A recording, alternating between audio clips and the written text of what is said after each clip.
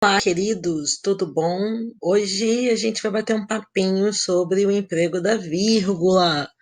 Pois é, a vírgula que fica sendo essa inimiga na hora das redações, né? Porque tem muita gente que não presta atenção, fica errando umas bobeirinhas. Então a gente vai começar falando da vírgula entre os termos de oração. Lembrando que uma aula de vírgula é sempre uma aula de revisão de análise sintática, ok? Bom, a gente vai começar de uma parte bem simples. Bom, a vírgula ela é utilizada por uma necessidade sintática. Significa dizer que a gente tem um macete que a gente vai passar a utilizar a partir de agora. O macete é o seguinte: a vírgula ela só separa termos que são independentes, termos explicativos e termos deslocados. O que significa isso? Significa dizer que a gente nunca vai poder usar vírgula se a gente tem um termo que dependa do outro, ok? Bom, falar sobre vírgula é falar um pouquinho também sobre reconhecimento de funções sintáticas. Então, eventualmente, a gente que aqui tem uma revisãozinha que a gente precisa saber de aposto, vocativo, adjuntos adverbiais. Isso daí vai ser um pouco relevante para a gente ter certeza absoluta de que momento a gente vai poder usar a vírgula ou não. Mas, pela regra do bom senso, dá para fazer de acordo com aquilo que a gente tinha falado, ok? Que são termos independentes, termos explicativos e termos que são intercalados. Então, a gente vai ver ali: ônibus, automóveis e caminhões deveriam participar do rodízio. Entre ônibus e automóveis, tem vírgula por uma razão muito simples. Ônibus é uma coisa, automóvel é outra. Então, ali, a gente vai ver a questão da independência. A outra, deu-me livros, revistas de arte, discos antigos e quadros, a gente também tem essa noção de independência. Lembrando que sempre é bom pensar na vírgula como se ela fosse uma alça. Então, se a gente pensar com essa natureza, a gente vai ver que termos que estão separados entre vírgulas são termos que são destacáveis do texto. Uma boa maneira é a gente retirar o termo para ver se ele compromete a sintaxe maior do período. E se ele não comprometer, então a gente pode perceber que ele aparece entre vírgulas. Um exemplo ali é o revistas de arte. Se a gente fizer a leitura do período, tirando revistas de arte, a gente tem deu-me livros, discos antigos e quadros.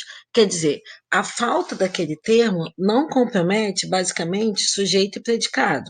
Então, isso daí é um macete para a gente pensar se o termo vem entre vírgulas ou não. Se ele não compromete, existe boa chance dele estar entre vírgulas. Quer dizer, ele está entre vírgulas porque a vírgula sinaliza que ele pode ser retirado ali. Ali, depois a gente vai ver o seguinte, ó: não ocorreram protestos veementes, nem intervenções exaltadas durante a reunião. O que acontece? A gramática diz que a vírgula é empregada, olha lá em cima, para separar termos que exercem a mesma função sintática quando não vêm unidos por e ou nem. Acontece o seguinte: se eu pensar na questão da independência, o que eu vou ver? Que eu não posso separar aqueles termos porque eles não são independentes. Em outras palavras, eu não conseguiria nem tirar daquela ordem, ou não conseguia, por exemplo, suprimir e fazer nem intervenções exaltadas sozinho, ou para o Ceará sozinho. Em outras palavras, significa dizer que se eu estou lendo aquela frase ali, ainda não decidi se viajarei para a Bahia ou para o Ceará, o fato de ou para o Ceará não ser separado por vírgula é porque aquela parte significa que ou para o Ceará depende da anterior para fazer sentido. Então a gente volta e pensa na questão da dependência. Se um termo é dependente do outro, ele não separa por vírgula. Ali embaixo, entretanto, se essas conjunções aparecerem repetidas com a finalidade de dar ênfase, o uso da vírgula passa a ser obrigatório. Ora, se eu tenho ali não fui ao velório, nem ao enterro, nem à missa de sétimo dia, como é que eu sei que não, nem ao enterro aparece entre vírgulas, porque eu posso retirar dali sem comprometer o sentido.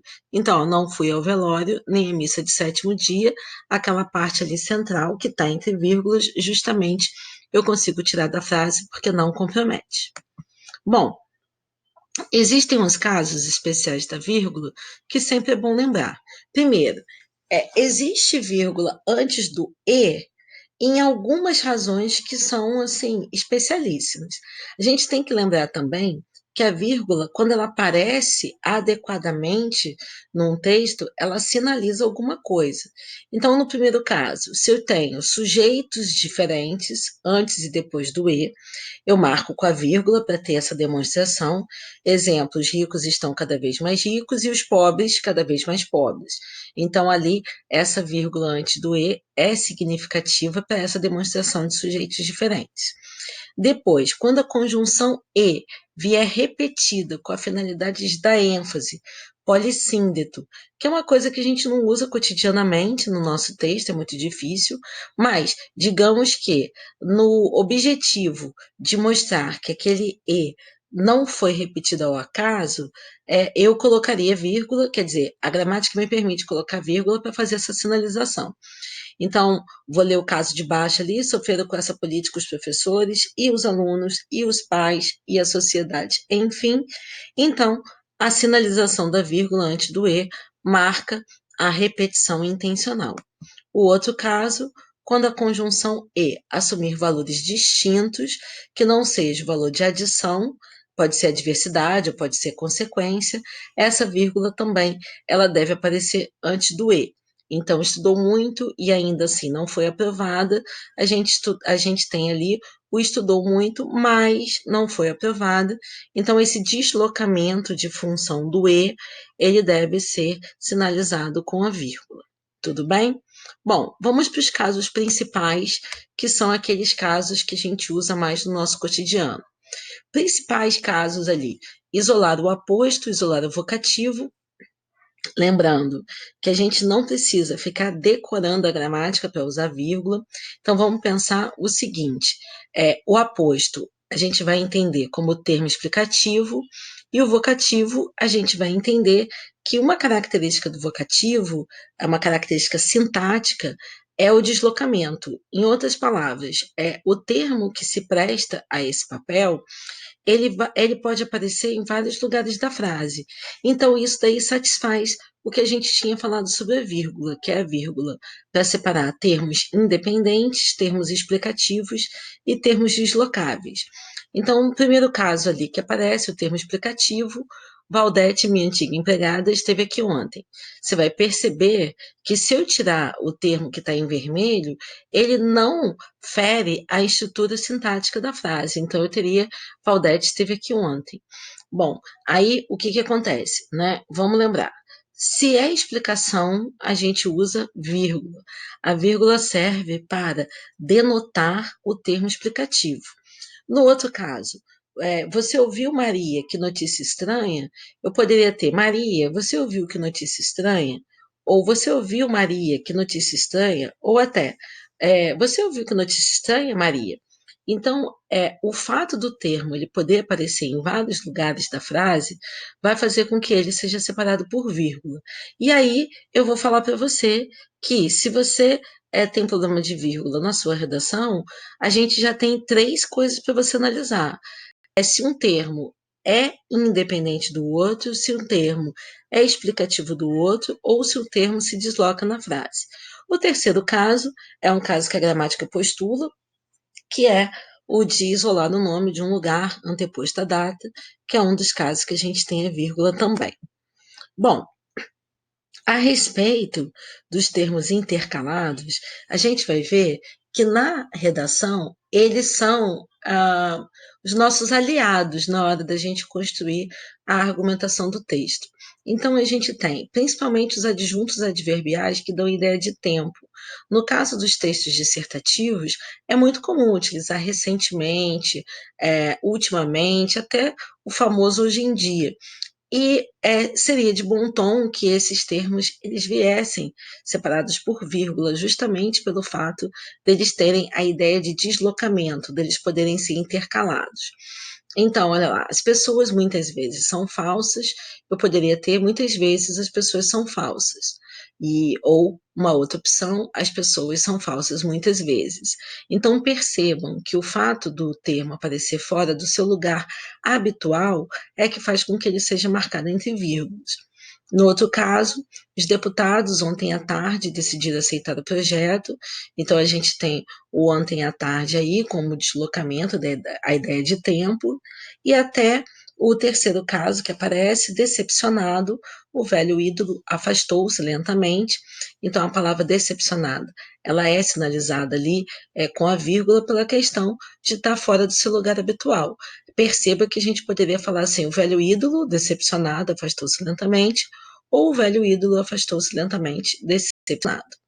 Bom, expressões explicativas ou corretivas, elas também devem vir entre vírgulas. E aí eu lembro a você que a gente vai ver que a explicação recorrentemente aparece entre vírgulas. Então a gente tem ali o caso, o sem dúvida, que ajuda a dar ênfase, e a gente tem também o ou melhor, que é uma expressão corretiva, mas que ela serve a essa questão, né, dos conectivos que aparecem no texto frequentemente separados por vírgula. Então a gente vai ver, se você está na proposta de escrever as redações do modelo Enem, você vai ver que nesse sentido, diante disso, sob tal ótica, outro sim, são expressões além disso que a gente coloca no texto sempre marcadas com a vírgula.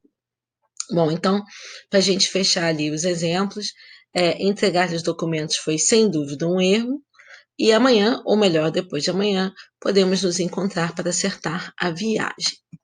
Bom, é, por mais que nós estejamos pensando aqui, no caso das vírgulas dentro de um texto, do nosso texto dissertativo do cotidiano, sempre é bom falar daqueles usos que são usos assim gramaticais, que não são usos nossos tão frequentes, mas que a gente deve aproveitar para rever.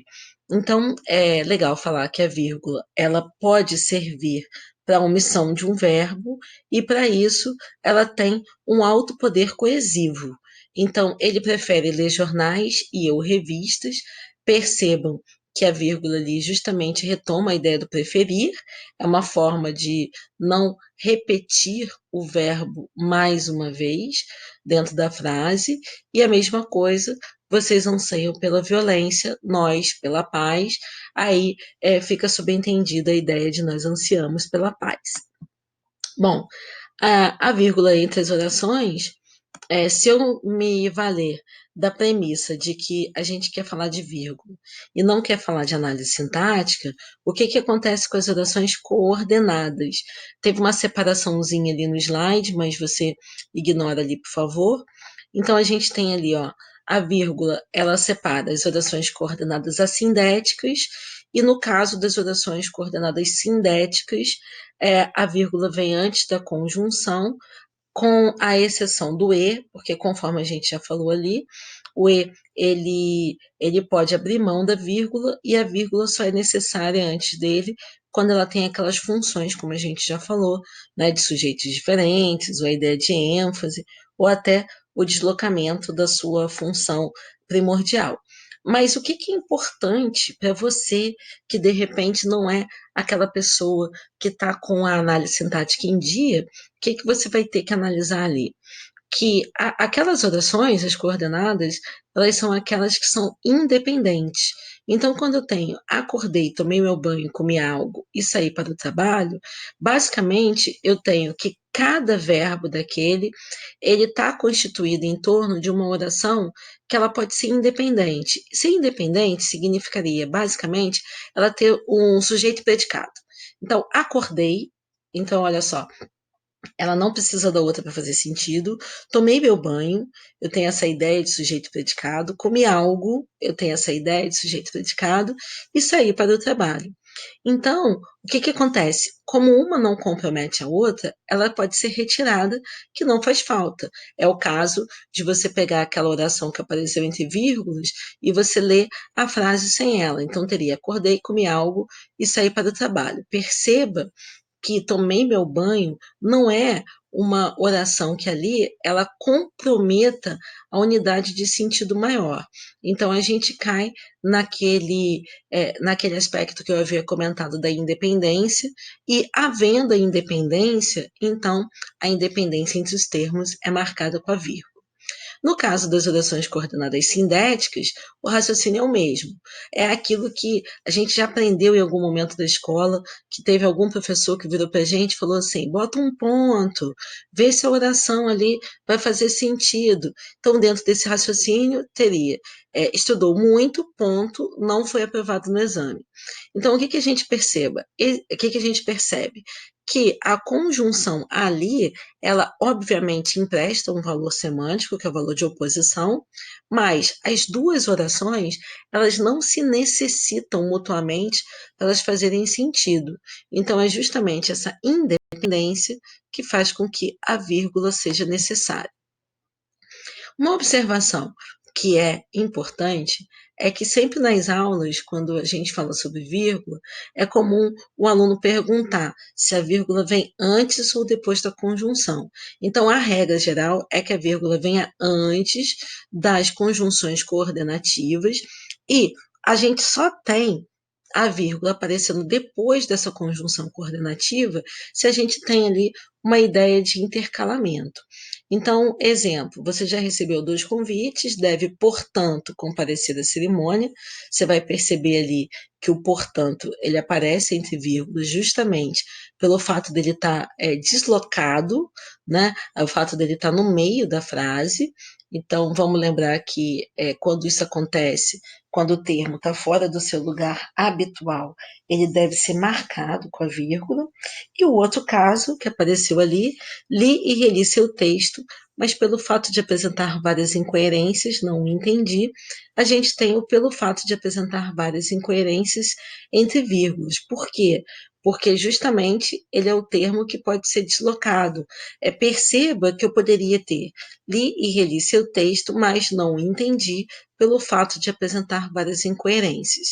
Então, como esse termo ele aparece, digamos assim, quebrando a ordem natural da oração, a ordem principal, direta, então por isso que ele é marcado entre vírgulas. Ali a gente teve, né, o slide, na hora que eu fui projetar, ele deu ali uma saída, mas o que, que a gente precisa lembrar? As orações subordinadas substantivas, elas são muitas, e entre elas não tem vírgula. Vou lembrar, é a subjetiva, é a positiva, predicativa, objetiva direta, indireta, completiva nominal, mas o que, que é importante agora? Você não precisa saber classificar as orações. O que você precisa lembrar é que entre essas classificações, a gente tem a da oração que é a positiva. E a oração a positiva, ela nada mais é do que uma oração que explica o sentido de um termo que está na oração anterior. E justamente pela ideia de explicação é que a gente tem o critério da vírgula. Então, no caso, o exemplo, ele só pensava uma coisa que não cederia, esse que não cederia aí, ele justamente justifica, ele explica que coisa que é essa. Daí a necessidade de aparecer entre vírgulas. No caso das orações subordinadas adjetivas, a gente tem a mesma ideia, porque a adjetiva é aquela que explica algo. Então, quer dizer, eu tenho adjetiva explicativa e eu tenho adjetiva restritiva. Mas se ela é explicativa, ela tem que vir entre vírgulas. Então, a gente volta para aquela minha premissa inicial, que é de falar que para você reconhecer vírgula, você tem que saber o termo explicativo, você tem que saber o termo que intercala e você tem que saber se o termo é independente. Então, esses 3 critérios são os 3 critérios principais. Naquele caso ali, ó, meu primo, de quem guarda amargas lembranças, mora no Rio de Janeiro. O que está acontecendo? De quem guarda amargas lembranças, está explicando quem é o primo. Então, aparece entre vírgulas, até porque, vamos lembrar, se for retirado, né, da frase, não compromete a oração principal. A oração principal, meu primo mora no Rio de Janeiro. Vamos lembrar também que uma característica dessas orações, adjetivas é a ideia de intercalamento, quer dizer, ela aparece no meio da oração principal. Então, daí, mais uma necessidade dela estar entre vírgulas. E no caso das orações subordinadas adverbiais, o que é importante? É bom você lembrar que um termo adverbial, ele é aquele termo que ele pode aparecer em vários lugares da frase, justamente conforme a gente tinha comentado anteriormente, a ideia do deslocamento. Então, ali, ó, ouvi histórias tristes deste lugar quando eu era menino, o fato daquela vírgula ali ser optativa é porque eu posso utilizar a vírgula justamente para marcar que aquele termo ele pode sair daquele lugar. Então significa que quando eu era menino, ouvi histórias tristes desse lugar. A ideia de vírgula optativa ali é porque quando o adjunto adverbial ele aparece no final da frase, ele não necessariamente precisa da vírgula. E isso dali também vale para as suas orações. E, no caso das orações que são antepostas ou intercaladas, a oração principal, em outras palavras, aquelas que vêm fora do seu lugar habitual, que seria o final da frase, aí elas são marcadas por vírgula. Então, esses fatos, conforme informamos no Jornal do Meio-Dia, são falsos. Eu tenho ali a oração adverbial, né, que é a que é iniciada pelo conforme, é uma oração conformativa, mas a gente poderia retirá-la, aí a gente teria lá, esses fatos são falsos, e a gente poderia também antecipar a oração e falar conforme informamos no Jornal do Meio-Dia, esses fatos são falsos. Bom, aí vou pedir desculpa para você mais uma vez, né? Que meu slide, ele na hora de eu projetar aqui para você, ele andou aquele atenção, obviamente que aquele ozinho não era para estar ali, mas você finge que você não viu.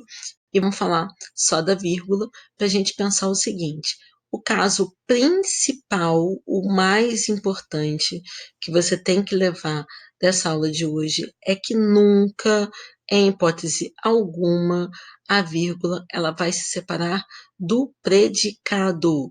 Então significa que o sujeito e o predicado, eles não se separam por vírgula em hipótese alguma, mesmo quando o sujeito é muito longo ou vem depois do predicado. Então, exemplos: irracional e exagerado investimento em rodovias ridiculamente planejadas virou poeira com algumas horas de chuva. Então, vocês vão perceber ali que o sujeito vai até planejadas, mas ainda que aquele sujeito seja grande, eu não posso ter vírgula antes do virou. E depois foram feitas várias manifestações contra a política industrial do governo, eu tenho ali foram feitas, que é a locução verbal, e várias manifestações contra a política industrial do governo, que vai compor ali o sintagma que vai funcionar como sujeito. Mas a gente também não pode ter a separação ali por vírgula, por quê? Porque a gente entende que foram feitas e várias manifestações são duas informações que se necessitam e, portanto, elas não podem estar separadas. Tudo bem? Gente, era isso. Eu queria deixar um recadinho para vocês hoje para ajudar no uso da vírgula. Vou ficando por aqui e logo, logo a gente se encontra com outras dicas para ajudar você a compor a sua redação. E no caso do Enem, para você ter uma C1 bem avaliada, que é a competência que trata da gramática e que é super difícil de ter uma nota máxima 200. Ok? Um beijo para você e logo, logo a gente se encontra. Tchau, tchau.